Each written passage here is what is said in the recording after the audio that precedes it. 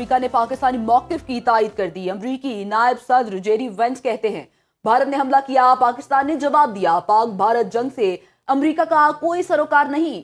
امریکی محکمہ خارجہ کی ترجمان ٹیمی بروس کی جانب سے بھی کہا گیا کہ پاکستان پہلگام واقعے کی تحقیقات چاہتا ہے۔ دونوں ملکوں میں بات چیت ہونی چاہیے۔ بھارت میں موجود ایرانی وزیر خارجہ عباس عراقچی کا پاکستانی نائب وزیر اعظم اسحاق ڈار سے رابطہ۔ ایرانی وزارت خارجہ کے مطابق عباس عراقچی اور اسحاق ڈار کے درمیان جنوبی ایشیا کی موجودہ صورتحال پر تبادلہ خیال کیا گیا۔ دونوں رہنماؤں کے درمیان پاک بھارت کشیدگی پر بھی بات چیت ہوئی۔ عباس عراقچی نے دونوں ملکوں پر کشیدگی نہ بڑھانے کے لیے کوششوں پر زور دیا۔ امریکی اخبار واشنگٹن پوسٹ نے بھارت کی ہرزہ سرائی کا بھانڈا پھوڑ دیا، کہا موجودہ صورتحال پر بھارت میں بے چینی پائی جا رہی ہے۔ بھارت نے کئی شمالی اور مغربی شہروں میں بجلی بند کر رکھی ہے، کم از کم 21 ایئرپورٹ ہفتے تک کے لیے بند کر دیے ہیں۔ دوسری جانب پاکستانی شہریوں کا مورال بلند ہے۔ پاکستانی چاہتے ہیں کہ بھارتی کارروائی کے سبب انتقامی کارروائی کی جائے۔ پاکستانی شہری بھارتی حملوں پر فوج کے جواب کو سراہ رہے ہیں۔ پاکستان کے ایئر ڈیفنس نے کامیابی کے ساتھ بہاول نگر میں ایک اور بھارتی ڈرون مار گرایا ہے۔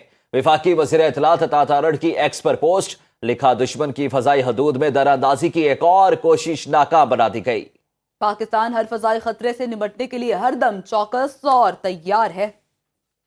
پاکستان کی پانڈو سیکٹر اور حاجی پیر سیکٹر میں بھارتی فوج کے خلاف مؤثر جوابی کارروائی۔ سیکیورٹی ذرائع کے مطابق پاکستان کے خلاف جارحیت پر مسلح افواج کا بھارتی فورسز کو منہ توڑ جواب۔ پاک فوج نے بلا اشتعال فائرنگ کرنے پر بھارتی فوج کے ہیڈ کوارٹر کو تباہ کر دیا۔ بھارتی بٹالین ہیڈ کوارٹرز نانگا ٹک پر پاکستان کی مسلح افواج کی گولہ باری سے شدید نقصان ہوا۔ پاک فوج نے بلا اشتعال فائرنگ کرنے پر بھارتی فوج کو جھنڈا زیارت پوسٹ کو بھی تباہ کر دیا۔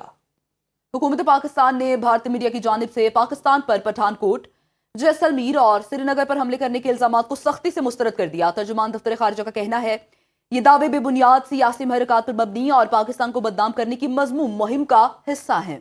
بغیر کسی معتبر تحقیقات کے پاکستان پر مسلسل الزامات کا رجحان عکاسی کرتا ہے کہ بھارت ایک سوچے سمجھے منصوبے کے تحت جوہریت کے بہانے تراش رہا ہے۔ بھارت خطے کو مزید غیر مستحکم کر رہا ہے۔ عالمی برادری سے اپیل ہے کہ اس خطرناک طرز عمل کا سنجیدگی سے نوٹس لیا جائے۔ پاکستان امن کے لیے پرعزم ہے، تاہم کسی بھی اشتعال انگیزی، دھمکی یا گمراہ کن معلومات کے خلاف رد عمل دینے کا حق محفوظ رکھتا ہے۔ امریکہ اور برطانیہ کے تجارتی معاہدے کے عالمی معیشت پر مثبت اثرات آنا شروع ہو گئے۔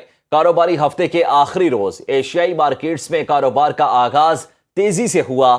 جاپانیز سٹاک مارکیٹ میں انڈیکس میں 1.17% اضافہ ہو گیا۔ جنوبی کوریا میں کاروبار 1.06% بڑھ گیا۔ بٹ کوائن کی قدر 4 ماہ کی بلند ترین سطح پر پہنچ گئی۔ عالمی منڈی میں تیل کی قیمتوں میں معمولی اضافہ ہوا ہے۔ ڈیٹیلز جان لیتے ہیں اپنے نمائندہ محمد لقمان سے۔ لقمان، کہیے گا امریکہ اور برطانیہ کے تجارتی معاہدے کے عالمی معیشت پر مثبت اثرات سامنے آ رہے ہیں؟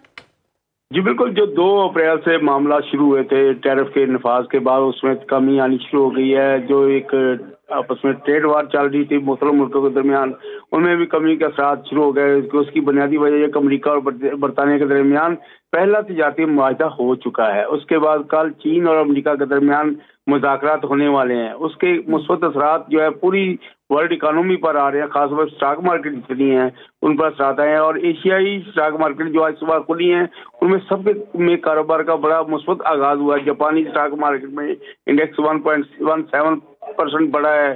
جنوبی کوریا کی اسٹاک مارکیٹ میں بھی کاروبار جو 1% زیادہ بڑھ گیا ہے۔ لیکن آسٹریلیا اور ہانگ کانگ کی جو کمی کا سلسلہ چل رہا تھا وہ رک گیا ہے۔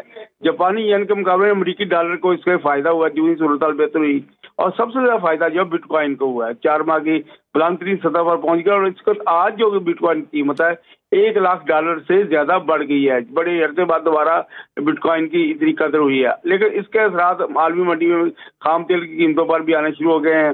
برنٹ کی قیمت میں 7 سینٹ فی بیرل اضافہ ہوا ہے، اور اسی طرح جو WTI جو امریکی جسے کروڈ آئل بھی کہتے ہیں، وہ بھی 7 سینٹ مہنگا ہوا ہے، اور ایک بیرل جو ہے $59.98 کا ہو گیا ہے۔